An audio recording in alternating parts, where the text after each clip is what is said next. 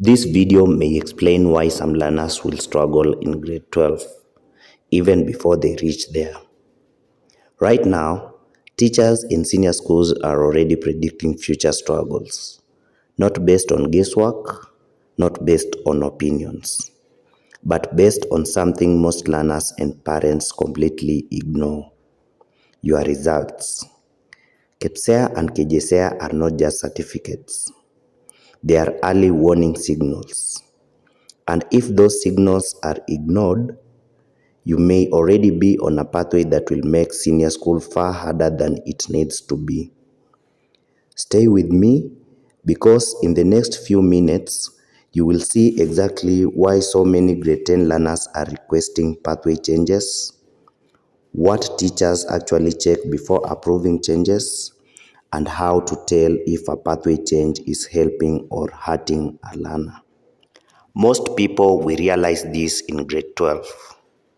If you are hearing this now, you are early, and that gives you an advantage. Right now, in many senior schools, something new is happening. Large number of grade 10 learners are requesting to change pathways, especially from STEM to social sciences. This is not random. It is a reaction to real classroom experience. Many learners chose STEM based on what they heard from others. Others also chose because they were told that STEM is marketable, and also that STEM sounds prestigious. But once real lessons begin, reality becomes clear. The pace is faster, the workload is heavier, and the concepts are more abstract. And some learners realize that this is not what I expected. But let me tell you, this is not failure. This is exposure to reality. The problem is not changing pathways. The problem is changing pathways without proper analysis. When a learner requests a pathway or subject change, teachers do not only look at interest. They look at patterns. They ask, how has this learner handled related subjects before? How has this learner handled workload? How has this learner handled abstract concepts? For science-related changes, they go back to integrated science. For math-heavy areas, they go back to mathematics readiness. For humanities, they look at reading, writing, and comprehension. Teachers are not asking, what does this learner want? They are asking, what has the learner shown they can manage? This is why some requests are approved and others are delayed, not to block learners, but to prevent predictable academic stress. Some pathway changes are emotional. A learner struggles in the first few STEM lessons. They feel overwhelmed, they panic, and the first reaction is, I want to leave STEM. But early struggle does not always mean wrong pathway. Sometimes it means adjustment. Sometimes it means new study habits are needed. At the same time, some learners stay in STEM even when science clearly shows mismatch. Both extremes are dangerous. Staying when clearly unprepared leads to burnout. Leaving too fast can block future opportunities. That is why pathway change must be guided, not rushed. Let me explain how KJSEA results predict senior school pressure. This is where many parents misunderstand. They see a certificate, teachers see a trend. A single subject score is not just a mark. It shows learning patterns.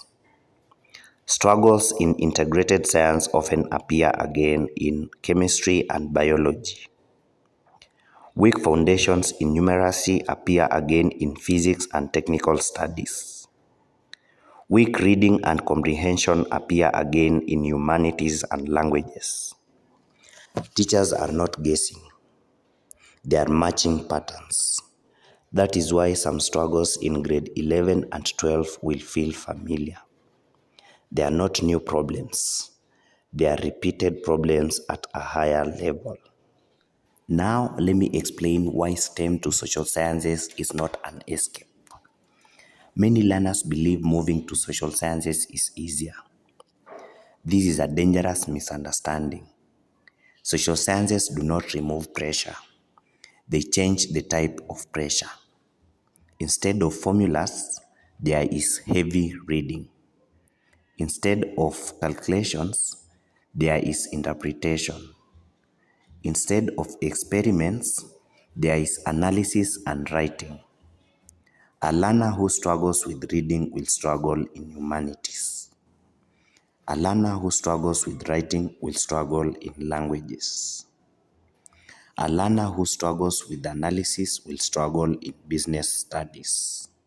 So moving pathways without checking strengths can simply change the type of struggle, not remove it. Let me now give you a smart pathway change decision. What smart pathway decisions look like. Smart pathway decisions are based on three things. Number one, interest. Number two, performance. And number three, readiness. Not interest alone, not performance alone, not pressure from others. When all the three align, learners cope better. They feel challenged but not crushed. They grow without burning out. And that is why this series matters. Most learners will only get serious guidance in grade 11 or 12. By then, changing becomes harder. Pressure is higher, options are fewer.